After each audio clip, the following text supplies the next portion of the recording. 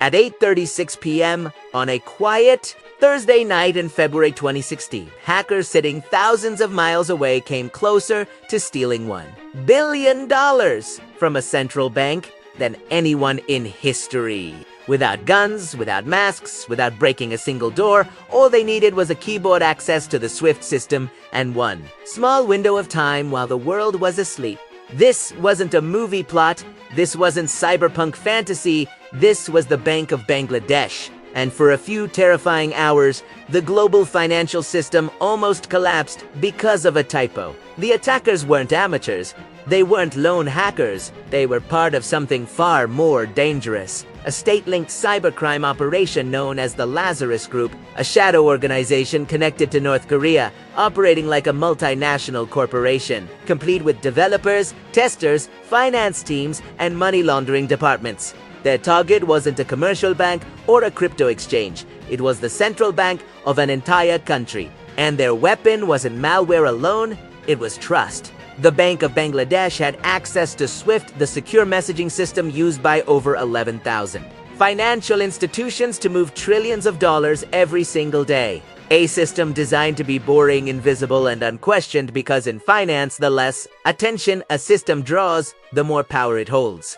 The hackers spent months inside the bank's internal network, quietly mapping systems, learning routines, waiting, watching employees log in and out, understanding exactly how money moved when no one was paying attention. Then, on a Thursday night, when New York was winding down and Dhaka was asleep, they executed their plan.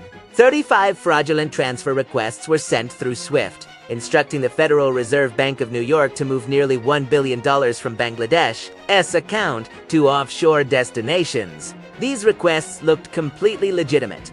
Correct formatting, proper authorization codes, valid credentials, everything the system was designed to trust. And at first, it worked. The Federal Reserve began processing the transfers and $81 million quietly left the account, disappearing into accounts in the Philippines. What stopped the remaining transfers wasn't advanced cybersecurity. It wasn't an alarm system. It wasn't artificial intelligence. It was a spelling mistake.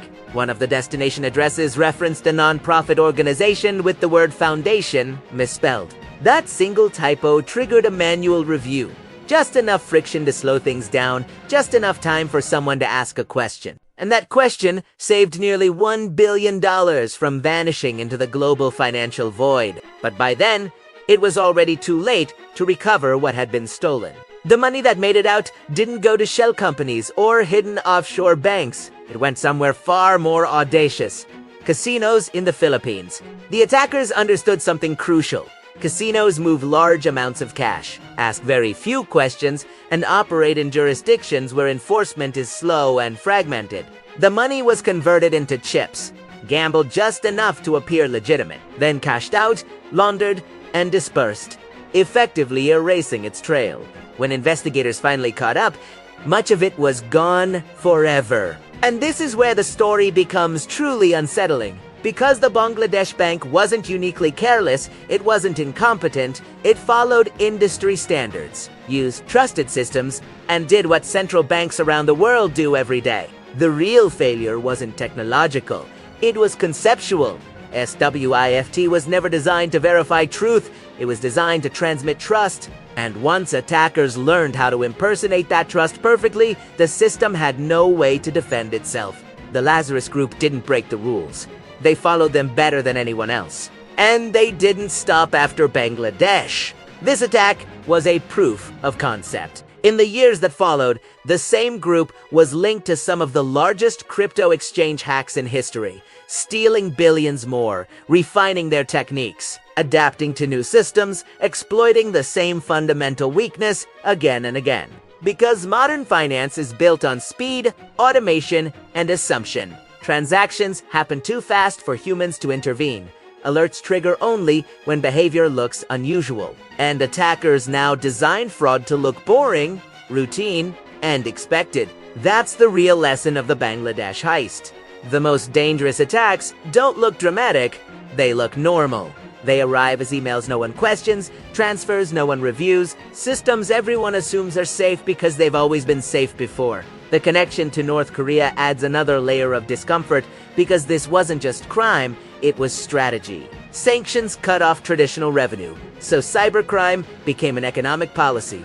Hacking banks, exchanges, and financial infrastructure wasn't theft, it was survival. And unlike missiles, these attacks were deniable, scalable, and incredibly profitable. One successful operation could fund a regime for years, which raises a question no one likes to ask.